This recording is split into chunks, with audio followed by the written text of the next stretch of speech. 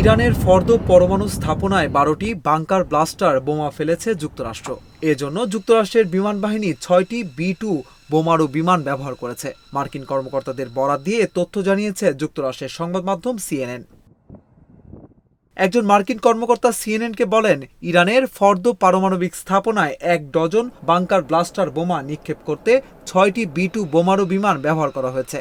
এছাড়া মার্কিন নৌবাহিনীর সাবমেরিন থেকে নাতানজ ও ইস্পাহানে ২টি স্থাপনায় ৩০টি TLAM ক্রুজ ক্ষেপণাস্ত্র নিক্ষেপ করা হয়েছে।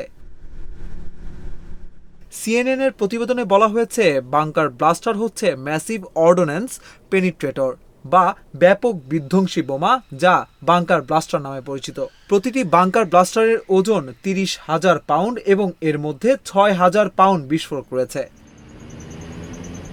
প্রসঙ্গত, ইরানের ৩টি পারমাণবিক স্থাপনায় আজ শনিবার সকালে সরাসরি হামলা চালিয়েছে যুক্তরাষ্ট্র। মার্কিন প্রেসিডেন্ট ডোনাল্ড ট্রাম্প তার নিজের সামাজিক যোগাযোগ মাধ্যম প্ল্যাটফর্ম ট্রুথ সোশ্যালে দেওয়া এক পোস্টে নিজেই এই হামলার খবর জানান। এরপর জাতির উদ্দেশ্যে দেওয়া ভাষণে ট্রাম্প বলেন, মনে রাখবেন, অনেক টার্গেট এখনো বাকি আছে। আজ রাতের লক্ষ্যবস্তু ছিল সবচেয়ে কঠিন, সম্ভবত সবচেয়ে আইনসঙ্গত। কিন্তু যদি দ্রুত শান্তি না আসে, তাহলে আমরা অন্যান্য লক্ষ্যবস্তুতে নির্ভুলতা, গতি এবং দক্ষতার সঙ্গে আঘাত হানব।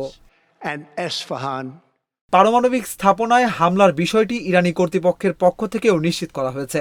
দেশটির রাষ্ট্রীয় সম্প্রচার সংস্থার এক কর্মকর্তাকে উদ্ধৃত করে সরাসরি বার্তা সংস্থা ইরনা জানিয়েছে, যুক্তরাষ্ট্র যেই ৩টি পারমাণবিক স্থাপনায় হামলার কথা বলছে, আদতে সেখানে এমন কোনো পদার্থ নেই যা তেজস্ক্রিয়তা সৃষ্টি করে।